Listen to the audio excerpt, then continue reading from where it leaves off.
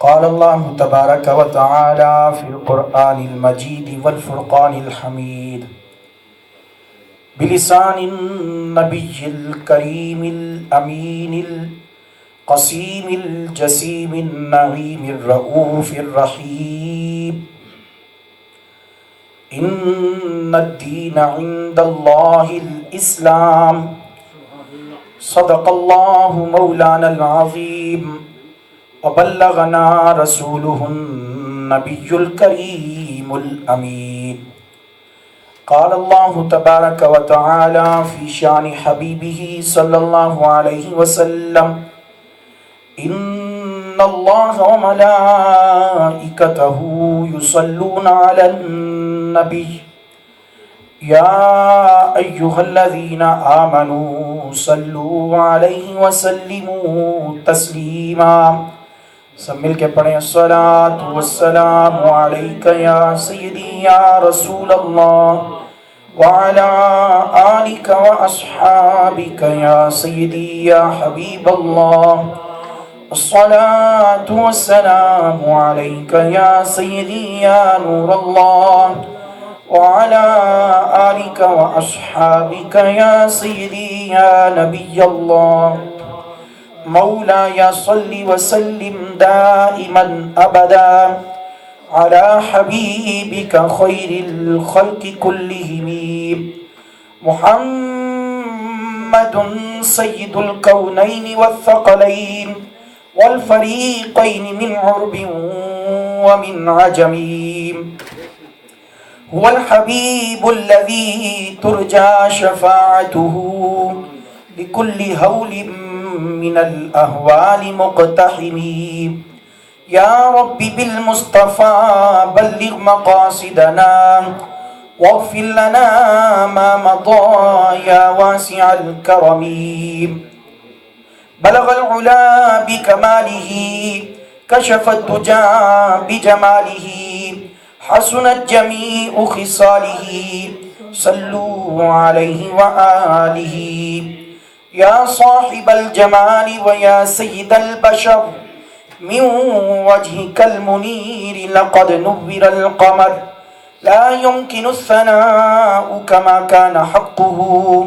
بعد خدا بزرگ توی قصہ مختصر. بزرگان محترم، معزز سامعین حضرات، میرے پیارے مسلمان بھائیوں، دوستوں اور بزرگوں، اللہ جل جلالہ و اتم برہانہ و اعظم شانہ ولا الہ غیرہ کی حمد و ثنا کے بعد، اور سید الرسل ختم الرسل مولائے کل عالم کل خبیر کل وارث کل شہید کل سلطان کل معلم کل رازدار رب العلا شب اسرا کے دولہ کل کائنات کے ملجا و مأوا شافی روز جزا نبی آخر الزمان احمد مجتبی جناب حضرت محمد مصطفیٰ صلی اللہ علیہ وآلہ وسلم کی پاک بارگاہ میں ہدیہ درود السلام عرض کرنے کے بعد، اللہ تبارک و تعالیٰ کے فضل و کرم سے اور اس کی توفیق سے اور آقا علیہ السلام کی نگاہ کرم سے آج ہم سب نماز جمعۃ المبارک کی ادائیگی کے لیے اللہ کے پاک گھر میں حاضر ہیں، اور ہماری سب کی یہ خوش قسمتی اور خوش نصیبی بھی ہے کہ آج ہمارے اندر پیر طریقت رہبر شریعت الحاج حکیم میاں محمد آصف نقشبندی صاحب زیدہ مجدہ وہ بھی جلوہ افروز ہیں. آج کے اس جمعۃ المبارک کے خطبہ کے لیے جس موضوع کا میں نے انتخاب کیا تھا، چونکہ یہ ماہ سفر کا آخری جمعۃ المبارک، اس کے بعد پھر نیکسٹ جمعہ جو ہے وہ ربیع الاول شریف میں آ رہا ہے، تو اس والے سے جس موضوع کے بارے میں سوچا تھا وہ استقبال ربیع الاول. کہ ہم نے اپنے آقا نبی کریم صلی اللہ علیہ وآلہ وسلم کے میلاد شریف والے مہینے کا استقبال کیسے کرنا ہے۔ لیکن ابتداً میں چونکہ یہ 2 روز پاکستان میں پشاور میں ایک اندوہناک دردناک جو درندگی کا مظاہرہ کیا گیا اور وحشت کا جو مظاہرہ کیا گیا، اس والے سے میں اس کو اسلام کی نظر میں ابتداً چند باتیں عرض کرنا چاہتا ہوں کہ یقیناً ایسی درندگی کا مظاہرہ کرنے والے لوگ مسلمان کہلانا تو بڑی دور کی بات، وہ انسان کہلانے کے بھی حقدار نہیں، انسان کہلانے کے بھی حقدار نہیں۔ انسانیت بھی کسی چیز کا نام ہوتا ہے، اسلام تو بہت بلند و بالا چیز ہے۔ اور پھر یہ واضح رہنا چاہیے کہ یہ بدبخت اور بد نصیب قسم کے لوگ یہ اسلام کا لبادہ اوڑھ کے اسلام کے اوپر ایک داغ اور ایک دھبا ہے اور اسلام کو بدنام کرنے کی کوشش کی جا رہی ہے۔ اس والے سے کیونکہ اس طرح کسی کا ناحق قتل کرنا، ناحق مارنا اور پھر بچوں کو مارنا، اسلام کی تو یہاں تک تعلیمات ہیں کہ کفار کے ساتھ عین بالکل لڑائی میں ہیں، آپ جنگ کر رہے ہیں، میدانی جہاد میں ہیں، تو ایسی صورتحال میں بھی، جنگ کی حالت میں بھی بچوں اور خواتین کو مارنے کی اسلام اجازت نہیں دیتا۔ اسلام کہتا ہے خواتین کو اور بچوں کو کچھ نہیں کہا جائے گا۔ اور پھر ہم لفظ اسلام پر اور لفظ ایمان پر ہی غور کر لیں، اسلام کا لفظ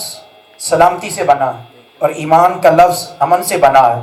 گویا اسلام اور ایمان یہ دونوں سلامتی اور امن کے ارد گرد گھومتے ہیں۔ اللہ تعالیٰ نے اس مذہب کا نام اسلام رکھ کے یہ واضح کر دیا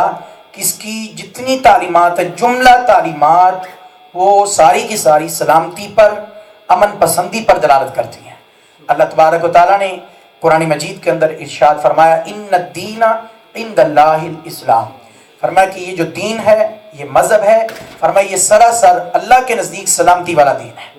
اس میں دہشت گردی کی کوئی گنجائش نہیں، فتنے کی کوئی گنجائش نہیں، فساد کی بالکل کوئی گنجائش نہیں، یہ سراسر سلامتی۔ اور اسلام تو اتنا سچا سچا پیارا، محبت والا، پیار والا اور اخوت والا، اتحاد والا، اتفاق والا دین ہے کہ اس میں تو انسان رہے، یہ دین تو جانوروں کے ساتھ بھی پیار کرنے کا حکم دیتا ہے، جانوروں کے ساتھ بھی، ان کے ساتھ بھی پیار اور محبت کا درس دیتا ہے اور انہیں بھی تکلیف نہ پہنچانے کا حکم دیتا ہے کہ اے انسان تیری طرف سے کسی جانور کو بھی تکلیف نہ پہنچے، انسان تو انسان رہے۔ اور پھر ایک ہوتا ہے کسی کو مار دینا، یہ تو بہت ہی اذیت ناک فعل ہے۔ اسلام تو یہاں تک تلقین کرتا ہے اپنے پیروکاروں کو کہ تم زبان سے بھی کوئی ایسا کلمہ، ایسا جملہ، ایسا لفظ نہ نکالو کہ جس سے کسی مسلمان کی دل آزاری ہو، دل کی اذیت ہو۔ کسی کو مارنا، جسمانی تکلیف پہنچانا، اذیت پہنچانا، یہ تو بہت اوپر کی بات ہے۔ اسلام تو اس بات کی بھی اجازت نہیں دیتا، بلکہ آقا علیہ الصلوۃ والسلام نے صحیح بخاری شریف کے حدیث پاک ہے، آپ نے مسلم کی جو ڈیفینیشن بیان فرمائی اور اس کی جو تعریف بیان فرمائی وہ یہی فرمائی، فرمایا المسلم من سلم المسلمون من لسانہ و یدہ، فرمایا مسلمان وہ ہے کہ جس کی زبان اور ہاتھ سے دوسرے مسلمان محفوظ ہو۔ کیا مطلب؟ زبان اور ہاتھ سے محفوظ ہونے کا مطلب کیا؟ فرمایا مسلمان وہ ہے کہ جس کی زبان سے بھی کسی دوسرے مسلمان کو اذیت نہ پہنچے، تکلیف نہ پہنچے، اور جس کے ہاتھ سے بھی کسی دوسرے مسلمان کو اذیت اور تکلیف نہ پہنچے۔ اور اسلام تو یہاں تک کہتا ہے، آقا علیہ الصلوۃ والسلام نے فرمایا المؤمن للمؤمن کالبنیان یشد بعضہ بعضا، فرمایا مومن کے لیے ایک دیوار کی مانند ہے،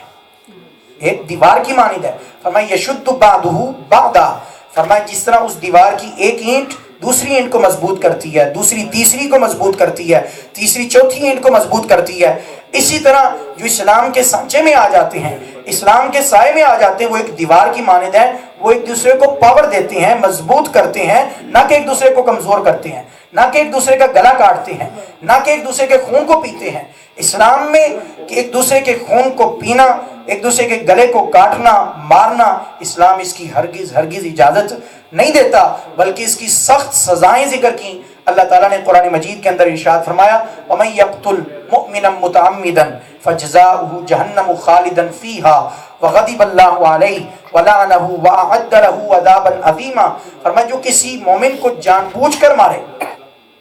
جان بوجھ کر جو کسی مومن کو قتل کرتا ہے، فرمایا فَجَزَاؤُهُ جَهَنَّمُ، اسے دائمی عذاب میں، ہمیشہ کے عذاب میں مبتلا کر دیا جائے گا، آگ کے عذاب میں مبتلا کر دیا جائے گا، جہنم میں ڈال دیا جائے گا۔ اور فرمایا اس سے اللہ سخت ناراض ہوتا ہے، وَلَعْنَ، اللہ اس پر لعنت فرماتا